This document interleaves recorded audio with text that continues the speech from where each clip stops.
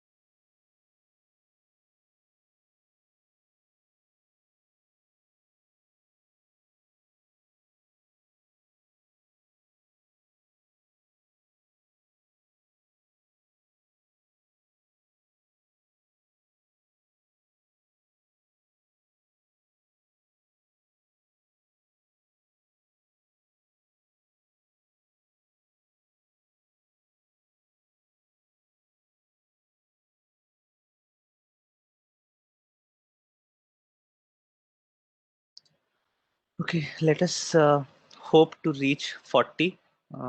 We can probably wait for 1 or 2 more minutes.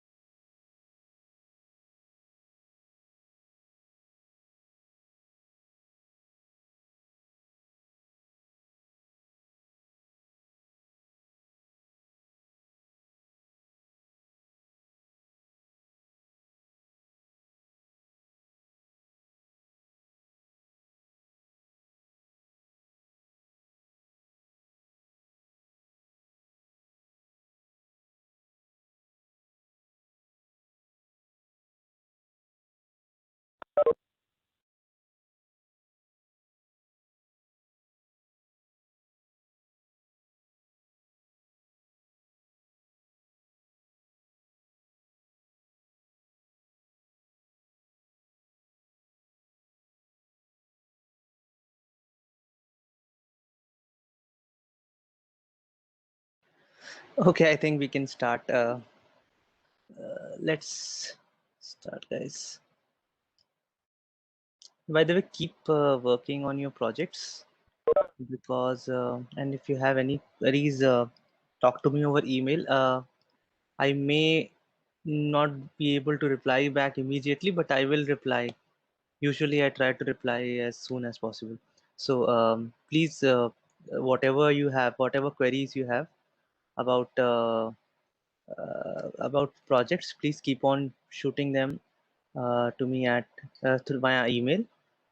But please keep on working.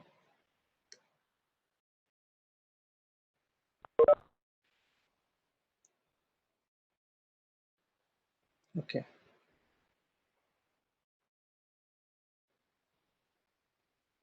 So check. Yes. Okay. So this is week 7, and now from here onwards, as far as the coding part is concerned, every week we are going to see some system building skill. Okay, so this is for the guys who are only interested in coding. So I'll just talk about some system building skill for you, and these skills, as I have said in the beginning of the course itself, it's not really related to object oriented programming. We are just trying to learn some system building skills because overall when you want to implement object oriented design, you usually don't do it over a small program, right? I mean, at least you need a small project, the kind of projects that you guys are doing. So and when you start doing projects, you'll suddenly realize that there are many skills that are not really something that you could have learned in ITP, or let us say in data structures. Okay, these are system building skills, and these skills are supposed to be acquired by you by just reading. Okay, usually no one will teach those skills explicitly to you. You're supposed to learn it on your own. So I thought, because we have not covered anything related to C in this syllabus, why not use up that time? Plus, I did not want you guys to be bored by even more theory, right? So I could have actually spent 3 lectures just on class diagram, but then I thought it will be too boring. So I'll just we'll just zip through class diagram in just one lecture. class diagram has many minute details that we are not going to go through. So I'm only going to tell you everything about class diagrams that are used in most common cases. Okay. There are many other elements of a class diagram that we are not going to cover here. There are some references towards the end of the lecture in the additional reading section. So if you feel like, right, if you feel that you want to know more about class diagrams, you can of course go and read it. But otherwise, for your projects, whatever you guys are doing right now, whatever we are covering in this lecture should be enough. Okay, you should be able to start creating your class diagrams after having a look at these slides. Okay, let's start then. So then when we start building any software intensive project, we've seen that whole software development life cycle, right? SDLC. And I said that you don't really jump to writing code. Okay, you start by doing some analysis and some design, and only then you move on towards code. So when it comes to analysis and design, what exactly do you really do in that, right? So whenever we talk about designing a particular software system, usually the first step is to look at the domain model. Okay, so every project usually belongs to one or maybe sometimes even more domains, right? So a typical example is there is a software solution called Finacle, which is developed by Infosys. Okay, and it's a very popular software tool, and it's actually a complete environment, not just a tool, which the banking sector uses. Okay, so when Infosys would have been developing it, the domain that they had to know very well about must have been banking, right? So even though Infosys is a company that specializes in building software, they must have required people who knew the banking sector very well, right? Because otherwise, how would they be able to provide solution for banks unless they don't know how banks really function? So in every software setup, in every software firm, especially those who work in the service industries, right? Who are not really building their own products, but they are trying to cater to a specific type of crowd, right? We often call it bespoke development. You find a client and then do a project for them. So in any case, right, in most cases, one of the things that you would require is whatever is the product that you're trying to build, you need some people from that domain to be able to explain to you what exactly does the domain look like, and what exactly are the entities in this domain, right? So in a typical banking scenario, what are the entities? There are customers, there is a bank, then customers can have accounts, customers can have let's say loans. Then how do these things relate to each other? So all these things, everything about banking, whatever is required about banking, they must have someone out there in they must have had someone out there in Infosys who would have explained all these things to the developers, right? And how do they do that? The way to do that is using the domain model, right? We discussed the whole concept of domain model before as well, but I'm just giving you another example. So this is the whole process where you create a domain model, and in this domain model you come up with all the required essentials, right? I mean, whichever is so you basically try to capture the whole domain, that these are the entities and these are the relationships in this domain. So the first kind of software design that we do usually is to design the class model for this project, assuming of course that we are planning to build it using the object oriented approach, which in for most large projects this is exactly what happens, right? We realize that the object oriented approach is much better. So usually we first develop the class model for this project. So what you really have to do is you just have to look at the domain model in a greater detail, and from there itself you can figure out what are the classes in this particular domain and how do they relate to each other, right? So for example, a customer has one or more accounts, right? This is a simple thing. Similarly, an account can have at most I think, if I'm not wrong, an account can have at most two people, right? So you can have a joint account, but even in a joint account you can if I am not wrong, it could be up to two people, not more than two people, right? So these are all details that come from the domain part, right? So the domain model, whomsoever would have prepared the domain model for you, would tell you all these things, right? That a customer can be associated with zero or more accounts.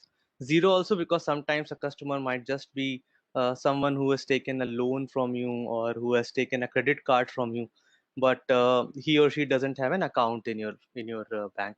If I'm not wrong, it is possible to have like something like this.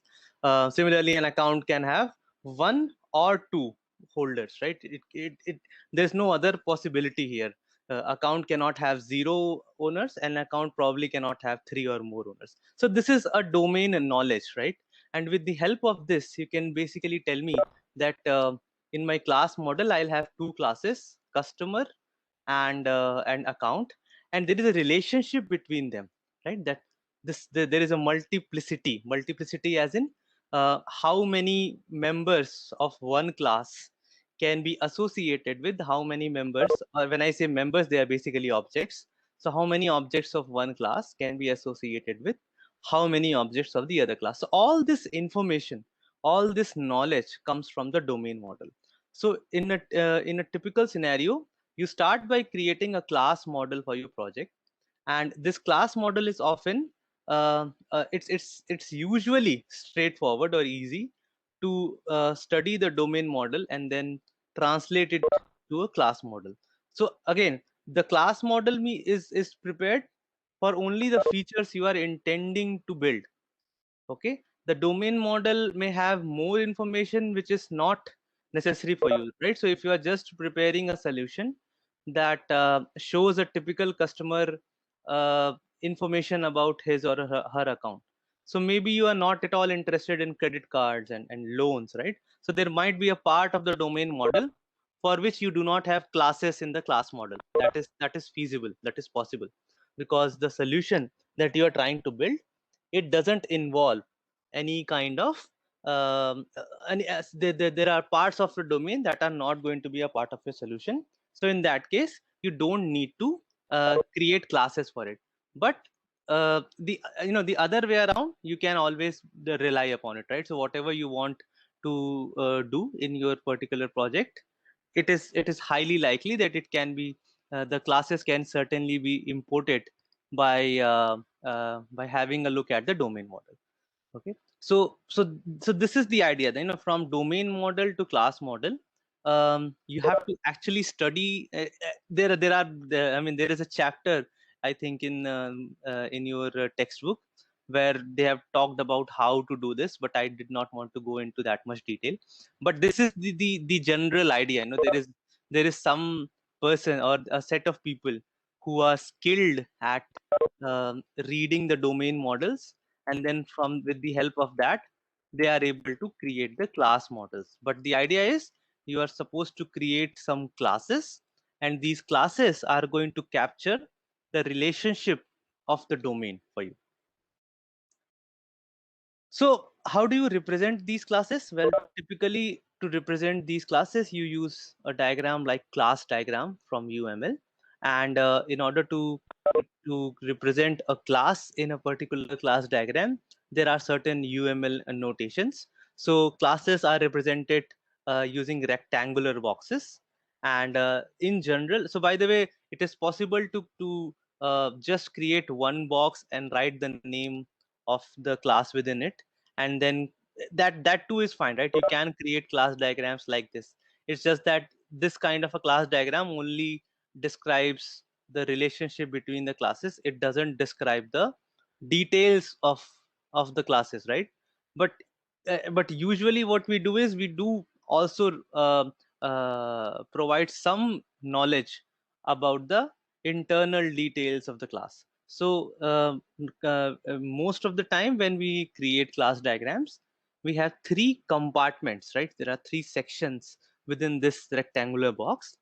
Horizontal sections, not vertical. And the top compartment holds the name of the class. The middle compartment is used to show the details of the fields of this class, and the bottom compartment describes the details of the methods of the class. And you know that whenever we add a member to a class, we have the option of giving it a particular access specifier, right? So this means what will be the visibility of this field or method, right? So you remember that private members are those who are only visible within the class, they are not visible outside the class. Of course, the only exception is friend functions, but in general they are not visible outside the class. The protected members are pretty much like private members, but with the exception that the derived classes will get access to protected members. But for everyone else other than the derived classes, it is exactly the same as private.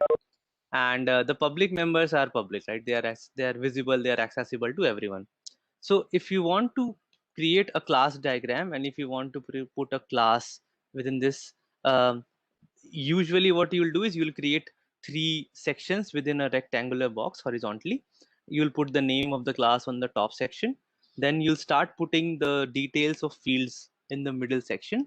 And for each field or each member, actually, you can use these conventions in UML to convey some meaning. So this is an example. This is a typical class in a class diagram. You put the name of the class here, and then this is how you type, right? I mean, you basically say the field and its type, the type of this field, right? So let us say it could be a name, and then this could be string. Okay. You can say age, and this could be integer. Okay. Again, the overall level that you are going to go, it depends on you, right? I mean, you can write something like integer or number, right? It's not really required that you give a specific data type from a particular language. Okay, so it's not required that you write int or long kind of things, right? Because we are at the design phase, you have to understand that at this phase you may not really be interested at implementation details, but it's up to you. You can provide the names of specific data types, very specific data types, or you can just leave it to be something generic, saying that it will be a number, right? You don't care about the ranges and the sizes and everything at that stage. It's up to you, right? The amount of detail that you would like to provide in this particular class, it's up to you. But usually um people actually refrain themselves from giving far too many details at this step, right? Because then you're probably making it absolutely clear that this is exactly how it should be implemented. But at the level of design, you usually want to have some flexibility. So many a times it is better to simply write, let us say, number instead of int or short or long or something like this. And as I said, so you basically can write minus and then some name of the field, or a hash and then some name of the field, plus and then some name of the field. So these are the three ways in which you can create fields. For methods, you write something like this: the name of the method, the arguments list. Okay, so whatever number of arguments it is going to take, you just write it here. Something like int comma int. It's similar to how you write a prototype, right? Int comma int, integer comma integer, number comma number, whatever way you want. Okay, you understand that this is not something that is going to be executed. This is something to communicate. You want to communicate it to the rest of the people in the project that this method is going to take two integers as input. Okay, and then this is going to be its return type. This is what it will return. And in this arguments, you can also provide them names. You can say that this particular argument is going to be this, it means this. There are so many levels of details that you can go and give at this stage. But I'm just like, that is why I said we are only going to cover the bare minimum here. So this is how a typical class looks like in a class diagram. Any questions? Let me check the chats.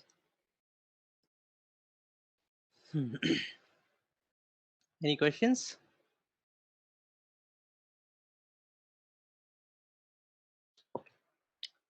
So this is how you represent classes, right? Now, in addition, there are two more things that can be shown within this diagram. So you can use the italics style to show that a particular method or even a particular class is abstract. So if you make the name of the class italic, but it means that the class is abstract. And if you show the method, any particular method as italic, it means it is an abstract method. So this, as I have told you guys already, that abstract is the general term that we use in C++. The corresponding term, it is not a one-to-one mapping thing, but yeah, the closest term to abstract in C++ is virtual. Okay. uh, I don't think they mean the exact same thing, but yeah, basically if you are creating a class diagram and you are going to implement your project in C++, you should make your virtual functions as italic. That should be fine to say. And static members, if you have any static members in the class, they can be underlined, right? So this is another style that could be useful for you. So if you have any abstract members, any abstract methods, make them italic. And if you have any static members in the class, make them underlined. So now this was, I told you that basically all of these diagrams within UML are essentially boxes and lines, right? I mean, you're going to draw some boxes in on a canvas, and then you're going to connect them with some connectors, some lines, right? Now the class really is basically the box here, right? So in a typical class diagram, you're going to have these boxes, each box meaning one class in your project, and then you're going to show the relationship between the different boxes, that is the relationship between the different classes of your project. So to do that, you need to know about certain types of connectors, right? Certain types of lines within the class diagram. So the typical association, the typical relationship between two boxes, two classes in a class diagram is association, right? So whenever two classes have a relationship with each other, there is, we call it association.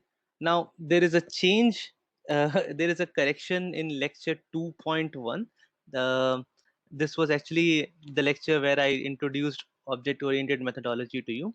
So I was of opinion that basically all types of relationships between classes are known as associations, and then you have specific forms of associations. But I came to know that that is wrong. Generalization, there is another type of association, another type of relationship, is not considered a type of association. So towards the end, just go and check the homework, please, so that you can go and re-download lecture 2.1 slides. There is a correction in lecture 2.1. So but anyhow, in general, whenever you want to show a relationship between two classes in your project, most probably you would like to show an association between them. Okay, so association is probably the most generic term or general way to show the relationship between two or more classes. Usually, this association is shown by it in the code. It is done by having the instance of one class within another class as a member variable. So if you have two classes, let us say class A and class B, what really is going to happen is maybe class B is having an instance of class A as its member variable, or class A is having an instance of class B as its member variable. So you can, and the way to show an association is by simply drawing a line between these two classes. So you can see that even though you are doing it, and maybe if I read through the details of the fields provided here, I can probably understand also that how this class is associated with this class. In general, when you don't just provide a plain association like this, right, a simple association like this, because it's difficult to interpret this, right? So usually when you are providing simple associations, you also do some more stuff, right? So the association line that you have drawn, it is decorated, right? Decorated as in you put something over or below this line in order to provide some more additional information, right? So typical ways in which people do that is something like this: you write some text um, below or above this line, but at the center of the line. This is important, right? So you put it at the center of the line, either above or below the line, and this information can be considered to be the relationship name, right? So for example, if we take that accounts and customer example, so I will join accounts and customer class by a line, and on the middle part of the line I will just type um, customer owns one or more account. Actually, it's a very long thing. Usually you'll just write owns, right? And then you say account is owned by a customer or something like this. So you put a name to this relationship, and you put this name on either the top or the bottom of this line, the line that you have drawn between the two classes, and you call it the relationship name. So with the help of relationship name, you can convey some more information about how these two classes relate to each other. Another piece of information that you often provide, especially with associations, are multiplicity. So what does multiplicity mean? That again, in the case of the customer and account example, you know that the relationship between customer and account is that uh, one customer can own zero or more accounts. Okay, so it is zero or more. It is one on the side of the customer, and then it is zero or more on the side of the of the account.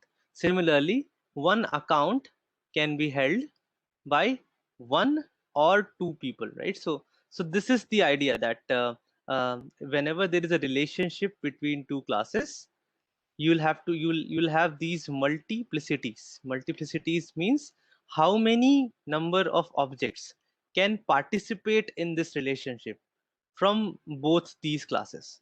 Okay, and by the way, the associations could be between more than two classes as well. I'm not going to discuss that complex part. It's slightly complicated to represent um, three-way associations, so we are not going to look at it.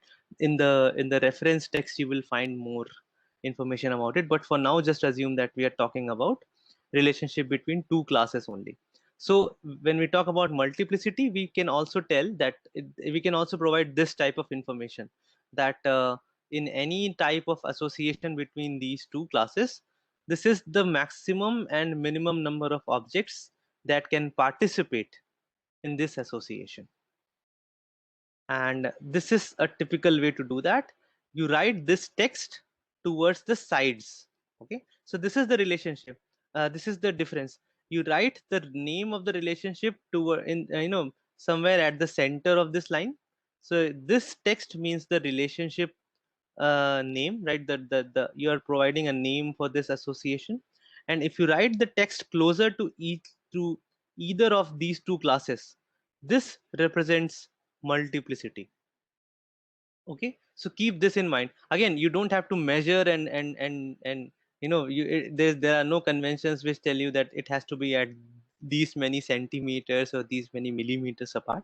It's a generic thing, right? That basically if you are writing something which is closer to one of the two classes, it is considered as multiplicity, and if you are writing it in the middle, it is considered as the name of this relationship.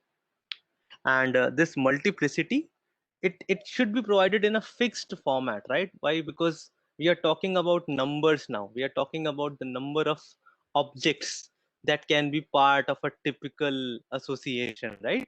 So we are talking about whole numbers: 0, 1, 2, 3. Not even floats, right? We are talking about whole numbers. How many instances of one class can be part of a typical association of these two classes? So in such cases, the way to provide multiplicity is something like this. You put it in this format. You put the lower bound, then these two dots, and then the upper bound. That is how you supply multiplicity information. Both these lower bound and upper bound are basically the way to show the minimum and maximum number of objects that could be involved of this particular class in this type of association. Okay. Now, as I gave you a simple example right now, that when it comes to the relationship between customer and accounts, there in the on the side of the accounts there could be zero or more accounts, right, associated with any, in any association there could be a zero or more possibility. So many a times you would like this or more thing, right? One or more, two or more, three or more, something like this, right? So basically the other end of the spectrum is kind of open ended. There is really no specific upper bound for these things, right? So in such cases what you can do is you can replace it with star. Usually you don't replace it with L bound. I don't know if there is any reason to replace it with L bound. I just checked the specification and I could see that if I'm not wrong, you can put it there. I just saw some grammar. But if I'm not wrong, you'll usually use it at the upper bound point, right, where you can put this to mean zero or more. This is the idea. This star really means zero or more. So this is actually the way you read it is many, right? The star means many. There can be many instances that are involved. It's just that I'm not going to give you a specific number. It could be any number. That is the idea wherever you use this wildcard character star. And if both lower bound and upper bound are exactly the same, so let us say in the association you know that exactly these many number of objects are going to be involved. It is neither less than n nor greater than n, but precisely n. Okay, so in this association eh, only n number of objects will be involved. Then you can just write n as well, right? You don't have to write n dot dot n. Instead of n dot dot n, you can also just write n. Any questions till now?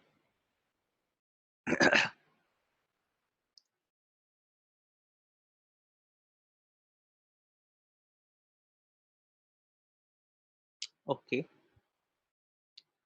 So what we just saw is basically the most general relationships that you will see in class diagrams. That is known as association. Associations can take many forms. You can provide multiplicities. You can provide the names. You can also add some arrows, by the way. So usually when you provide a relationship name, you should also put an arrow so that it's easier to read. But anyhow, one specific form of association is known as aggregation. Okay? So aggregation basically represents in the real world scenario, it represents the part of relationship between two classes. Okay, so it means that the objects of one class are going to be a part of the object of another class. So if this is the kind of relationship you have, you use aggregation to represent it, right? And to show aggregation, you add a diamond to the association line towards the containing class. So something like this, that if you have two classes, one let us say is the container class, the other one is the part class, you put a diamond here in the association line towards the containing class. And then what this actually means is a class container object contains class part objects. It could be one or more. Okay, so this is the relation. This represents a typical relationship where the objects of this class are going to be instances of, so I'll tell you that usually what happens is whenever I talk about part of relationship, it there has to be a sense in the real world as well, right? So let me give you an example that uh, if we go back to our toy world, we have seen that class called battery operated toy, right? And then there, let us assume that there's another class called battery. So if I say battery, if you want to run a battery operated toy, you need to put batteries within it, right? So whenever you have a running battery operated toy, there must be some batteries already installed in it. The batteries are part of your toy, right? They have their individual existence as well, right? So you can take out the battery, you can put it back in. So they are not really they are not really dependent on battery operated toy as such. Okay, they are kind of independent entities, but for building a system that works, they have to become a part of the battery operated toy. So this is an example of aggregation. Now, a specific form of aggregation is known as composition. Okay, where what you really do is you basically say it is going to be an aggregation relationship, but as I gave the example of battery and battery operated toy, the individual existence of the part is really not possible. One way to look at it is the parts basically are destroyed as soon as you destroy the container. That is the idea, right? So one very good example that I saw in a tutorial is that the typical example of this composition is that a human body is composed of different organs. Okay, so liver is there, stomach is there, kidney is there. So they are all different organs, but they are part of a body, and they cannot really survive without a body, right? You can't have a, I mean, I know it's probably medically incorrect.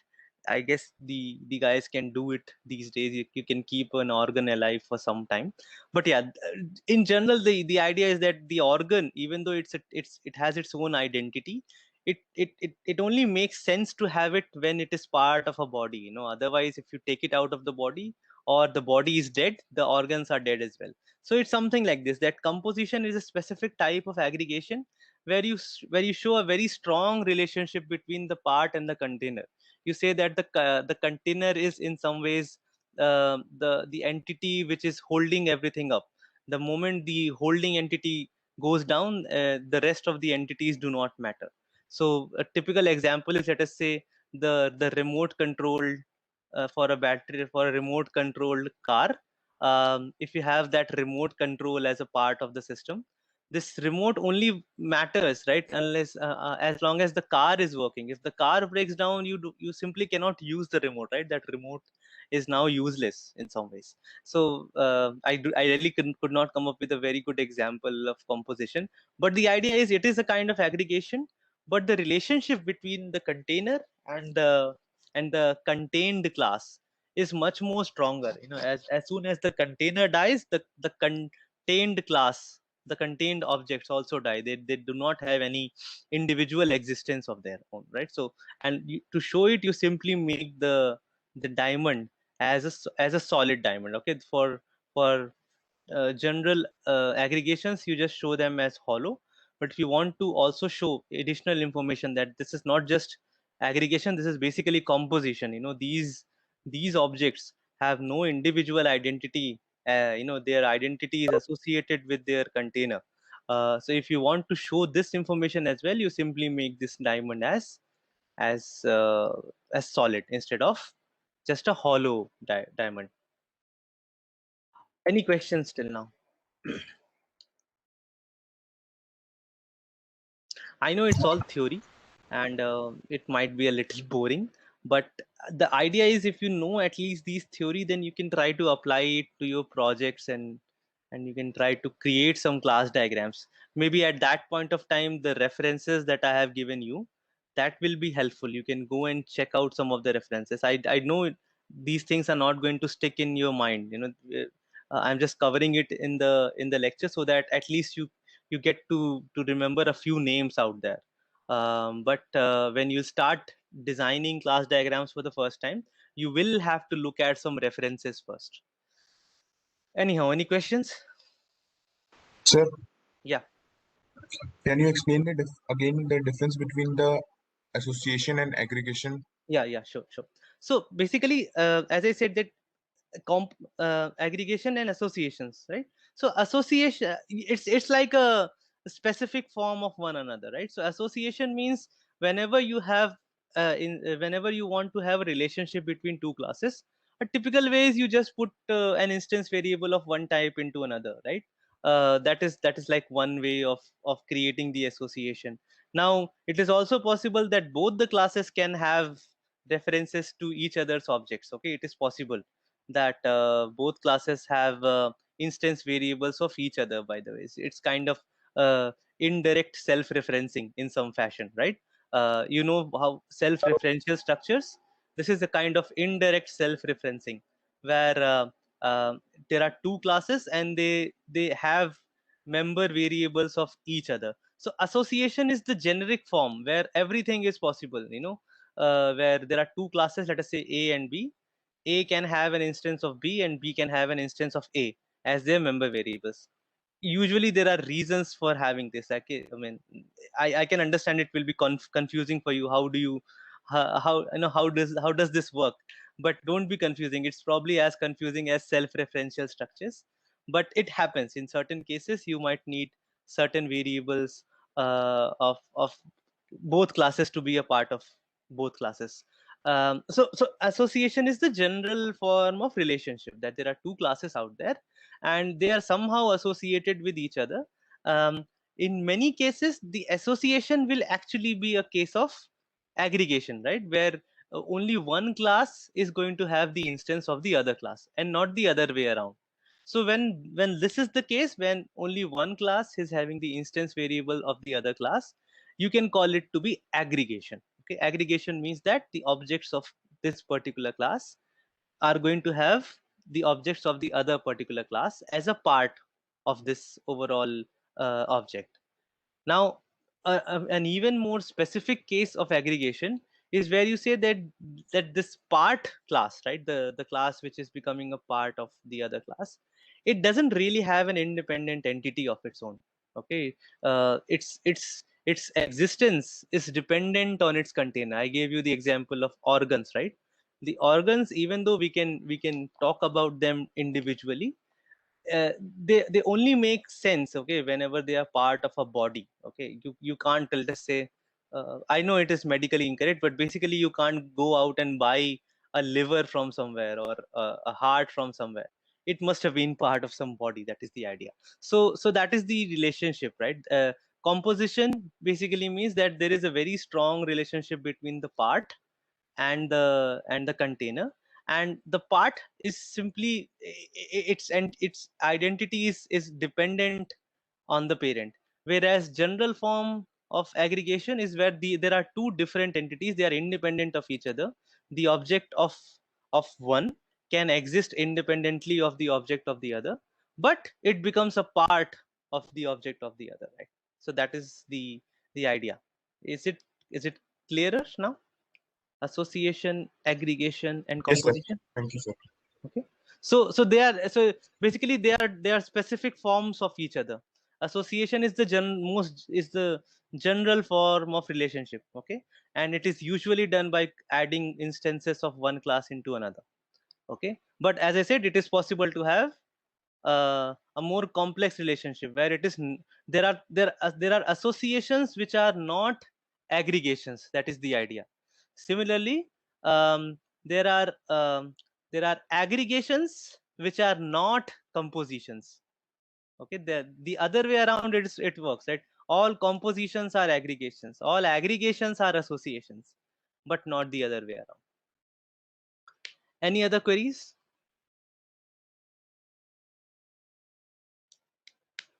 Okay, so we have one more relationship to cover. So when we started this object-oriented methodology part, I said that there are two major concepts in object-oriented domain, and that is inheritance and polymorphism, right? So out of that, I mean, polymorphism is something that is more about behavior. When it comes to the structure of your project, it's basically the inheritance part. That is how the object-oriented guys differentiate themselves from, let us say, the non-object oriented world.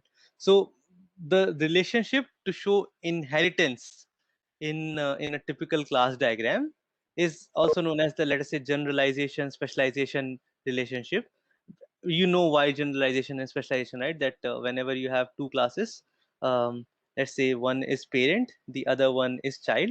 The terminology we use is that parent is a generalized form of child, or child is a generalized form of parent, right? This is the terminology we use. These both these statements are equivalent to each other. Okay, they are not, I'm not saying that they are different statements, they are equivalent to each other. It's the way you see. If you see from here to here, you say that parent is a general form of child, or if you see from here to here, you say that child is a specific form of parent. It depends on how you see it. So if you want to show this relationship in a class diagram, this is the way to do it. You simply put a triangle towards the parent class, and then you draw a line. So it is similar to association, but instead of a simple line, you just put a triangle over here. Okay, basically it is simple to aggregation. Instead of diamond, you put a triangle, a hollow triangle here. And some more issues here to know about. The multiplicities thing, people do put multiplicities when it comes to aggregations, so that you can understand, how many instances of x are going to be a part of y. But with generalizations, you don't put these multiplicities, right? It's not really the same kind of relationship. You understand how generalizations work. But there are all these UML designing tools, right? Where you can draw UML diagrams.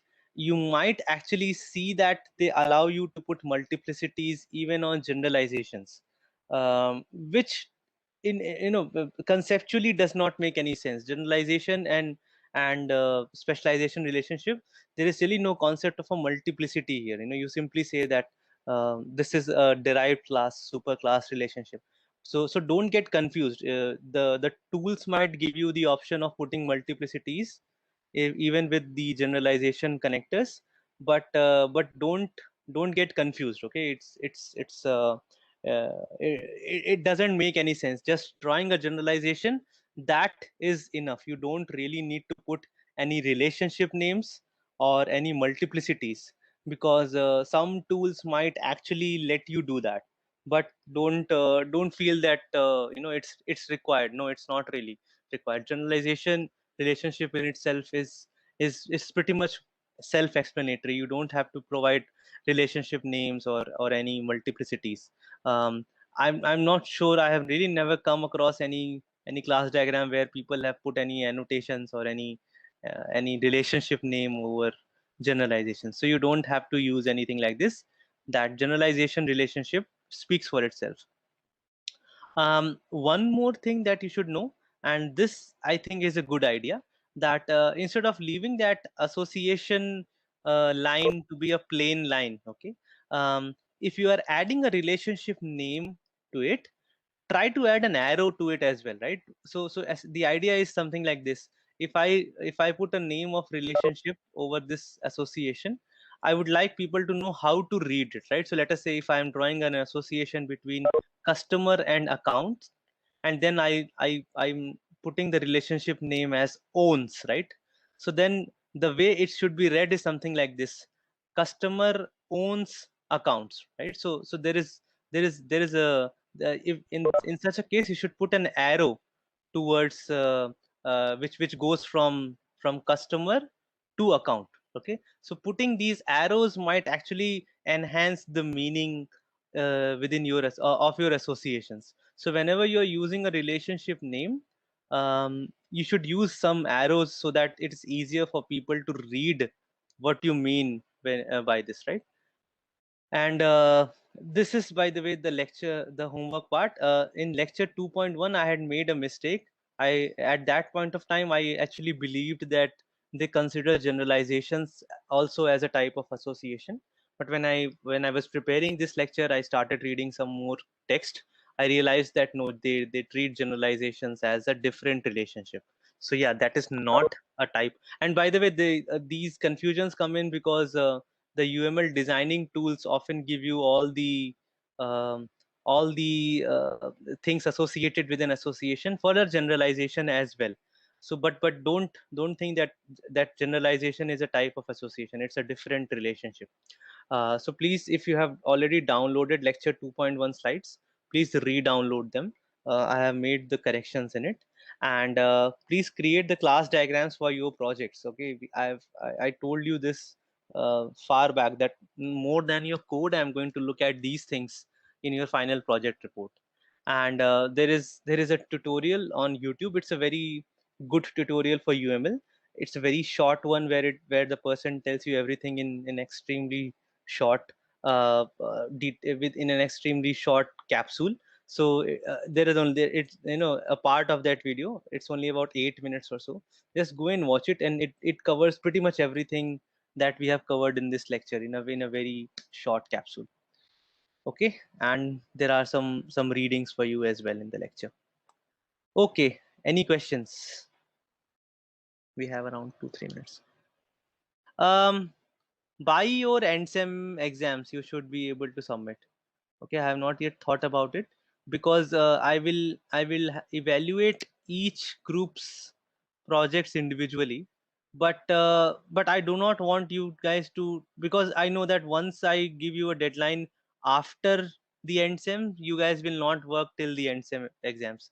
So maybe I'll keep the deadline for project reports to be the last day before your exam starts. So if I'm not wrong, your end sems will start from some Monday, right? So the Sunday right before that exam, that will be the deadline for project report submission. I simply do not want you guys to take the projects into your end sem exams. Okay, you must finish them before. So the deadline will be the last day. So let us say the NSEM exams are from tomorrow. So today 11:59 p.m. that will be the deadline for your projects. So please complete it before you go towards your theory exams. Okay. Yeah, any questions? You can use as many header files as you want. In fact, that is one of the ideas of this course. Even the By the way, please be alarmed, please be very careful that you guys, if you are not attempting the practice problems that I'm giving in the labs, in the lab exams you might be up for a huge surprise, because I am not going to put more stress on the functionality. Okay, please keep this in mind. This is not ITP or data structures. So if you assume that on the day of exam I'll just create, let us say, one .cpp file, put everything in that one .cpp file, and if the output is fine, I'll get full marks. No, this time the evaluations in lab exams will be subjective. Okay, output is just probably 10-20% of the overall marks. Most of the marks will be how have you structured your code. If you are not structuring your code properly, you won't get good marks. Okay, so the same thing is here for your project. When you build your project, make sure that the project looks as per my expectations. Okay, I cannot stress this anymore. Look at the examples, look at how I have created those examples.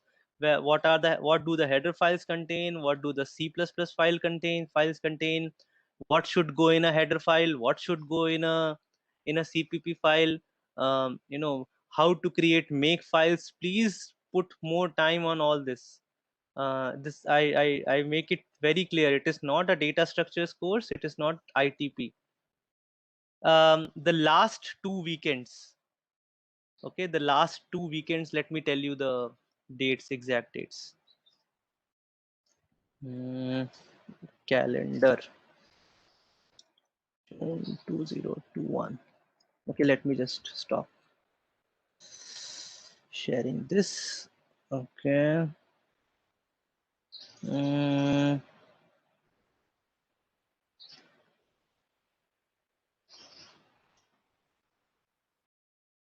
let me see. So, uh,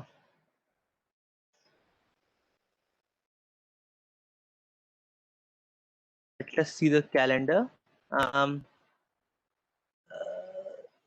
26th is one weekend, and July 2002. Well, when is the last date?